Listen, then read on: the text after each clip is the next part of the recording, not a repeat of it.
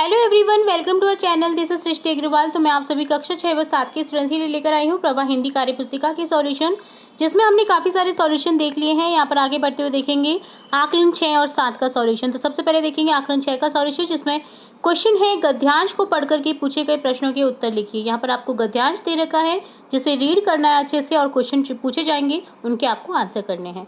हमारी सांस्कृतिक विरासत विश्व की सबसे समृद्ध सांस्कृतिक विरासतों में से एक है। हमारी इस विरासत के खजाने में अनेक चीज़ें शामिल हैं, जैसे स्मारक, महल, बावड़ियाँ, मकबरे, मंदिर, त्योहार, लोक नृत्य, संगीत व कलाएं। इन सभी चीज़ों का हमारे लिए बहुत ही महत्व है। यह सभी चीज़ें हमें अपने पूर्वजों से जोड़े रखती है। ये धरोहर ही हमारी क्रमिक विकास की कहानी कहती है। यदि संस्कृति के इन चिन्हों को मिटा दिया जाए तो हमारा ऐतिहासिक गौरव से नाता ही टूट जाएगा। हम अपने पूर्वजों के प्रति कृतज्ञ हो जाएंगे। कृतज्ञ यानी उपकार नहीं मानना, जिसका अपोजिट होता है कृतज्ञ, आज्ञा का पालन करने, उपकार मानना कहलाएंगे। साथ ही स्वयं को अपनी जड़ों से कटा हुआ महसूस करेंगे। अतः हम सबका दायित्व है कि हम अपनी सांस्कृतिक विरासत को बचाए रखें। तो क्वेश्चन है, हमारा ऐतिहासिक गौरव है सांस्कृतिक धरोहर। हमारी सांस्कृतिक विरासत है विश्व की सबसे प्रसिद्ध। सांस्कृतिक विरासत हमें जोड़े रखती है अपने पूर्वजों से, कि हमारे पूर्वजों ने हमारे लिए क्या किया है। सांस्कृतिक शब्द बना है संस्कृति धन एक से, जिसमें एक प्रत्यय लग करके से आ में बदल जाता है और तय में छोटी की मात्रा लग जाती है। हमारी सांस्कृतिक विरासत में कौन कौन सी चीज़ें समाहित हैं वो लिखना है। स्मारक, महल, बावड़ियाँ, मकबरे, मंदिर, त्योहार, लोक नृत्य, संगीत व कलाएं आदि हमारी सांस्कृतिक विरासत में हैं। सांस्कृतिक विरासत हमारे लिए महत्वपूर्ण कैसे है? सांस्कृतिक विरासत हमें अपने पूर्वजों से जोड़े रखती है। ये हमारे क्रमिक विकास की कहानी कहती है, अर्थात ये हमारे समाज की जड़ें हैं। हमारे क्रमिक विकास को कौन बयां करता है? सांस्कृतिक धरोहर हमारे क्रमिक विकास को बयां करता है। नीचे लिखे विराम चिन्हों को पहचानना है, उनके नाम लिखने और वाक्य में प्रयोग करने हैं उनका।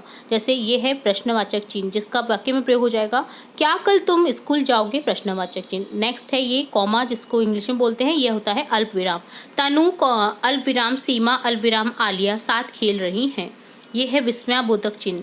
अरे वाह, तुमने बहुत सुंदर चित्र बनाए। जब हम किसी आश्चर्यचकित होकर बोलते हैं किसी से, तब इस चिन्ह का यूज़ किया जाता है। तो इस तरह से आपको वाक्य में प्रयोग करना था और लिखना था। इनके बारे में लिखिए। अध्यापक बच्चों को शिक्षा देने का कार्य करते हैं। कुम्हार मिट्टी से घड़े, बर्तन, सुराही आदि बनाता है। अगला क्वेश्चन है, नीचे लिखे शब्दों के दो दो अर्थ लिखते हुए वाक्य में प्रयोग कीजिए, जो कि अनेकार्थक शब्द है। जैसे आम एक फल भी होता है, एक साधारण व्यक्ति भी होता है। हल समाधान भी होता है, कृषि का औजार भी होता है। तो जैसे आम से फल से हो जाएगा आम फलों का राजा है, और साधारण से हो जाएगा पुष्पेंद्र एक आम आदमी है, वह कच्ची बस्ती में रहता है। समाधान से हो जाएगा, हल का जो अर्थ होता है समाधान, उससे हो जाएगा सीमा ने इस सवाल को हल कर लिया है। कृषि का औजार, किसान ट्रैक्टर द्वारा खेत में हल चला रहा है। तो ये डन होता है आकलन 6। अब देखेंगे आकलन 7, जिसमें है एक कहानी जिसे पढ़ना है, रीड करना है और क्वेश्चन के आंसर करने हैं। गणपत बहुत खुश मिजाज छात्र था। विद्यालय में उसे सभी लोग चाहते थे। वह हर क्षेत्र में आगे रहता था, खेलकूद में हमेशा अव्वल रहता था। उसने 66वीं राज्य स्तरीय खेलकूद प्रतियोगिता में स्वर्ण पदक हासिल किया। बोलने में उसके पास अच्छे से अच्छे शब्दों का संकलन था, जिससे वह आशु भाषण प्रतियोगिता में भी हमेशा प्रथम ही आता था। उसकी बुद्धिमत्ता के कारण उसे कक्षा नायक बना दिया गया। अब तो उसे पूरी कक्षा के साथी भी मानने लग गए। उसका मित्र सुनील कहता है, हमें खुश रहना चाहिए, जिससे हम सब कुछ जो पाना चाहते हैं पा सकते हैं, गणपत की तरह। तो खुश मिजाज का अर्थ होता है प्रसन्नचित। मित्र का सही समानार्थी शब्द है सखा। आशु भाषण पद में विशेषण है, भाषण की विशेषता की वो आशु है, तो आशु का यहाँ पर ऑप्शन फर्स्ट करेक्ट हो जाएगा। गणपत की विशेषताएं थी खुशमिजाज और बुद्धिमान, तो आंसर थर्ड करेक्ट हो जाएगा। इस कहानी में आई संज्ञा सर्वनाम पद लिखिए। जैसे संज्ञा है गणपत नाम, छात्र नाम, विद्यालय, लोक, खेलकूद, स्वर्ण पदक, आशु भाषण, ये सभी नाम हैं किसी न किसी कक्षा नायक, मित्र, राज्य स्तरीय प्रतियोगिता, तो ये सभी विषय है ना। तो ये है आपकी संज्ञा शब्द। और सर्वनाम उसे, वह, उसकी, उसकी, हमा, हमें, हम, ये सभी जो संज्ञा शब्द के स्थान पर यूज आए हैं वो होते हैं सर्वनाम। तो यहाँ पर इस तरह से आपको लिख देना है। आप गणपत के मित्र होते तो गणपत के बारे में क्या सोचते, लिखिए।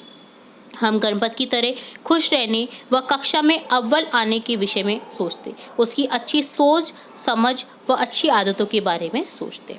गणपत को कक्षा नायक किस आधार पर बनाया गया? उसकी बुद्धिमत्ता के कारण उसे कक्षा नायक बनाया गया। जैसे खट्टा से खटाई, वैसे लड़ना से क्या बन जाएगा? लड़ाई। कक्षा नायक की विग्रह, कक्षा का नायक जो है तो स्वर्ण पदक का होगा, स्वर्ण का पदक, सोने का पदक। तो ऑप्शन फर्स्ट करेक्ट हो जाएगा। तो ये डन होता है आकलन 7। तो यहाँ हमने देखा आकलन 7 और 6 के सॉल्यूशन। उम्मीद है आपको सभी सॉल्यूशन अच्छे से समझ आए होंगे।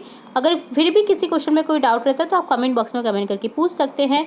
तो जुड़े रहिए हमारे चैनल के साथ और वीडियोज़ देखने के लिए। नेक्स्ट टाइम अगली वीडियो में मिलते हैं, तब तक के लिए धन्यवाद।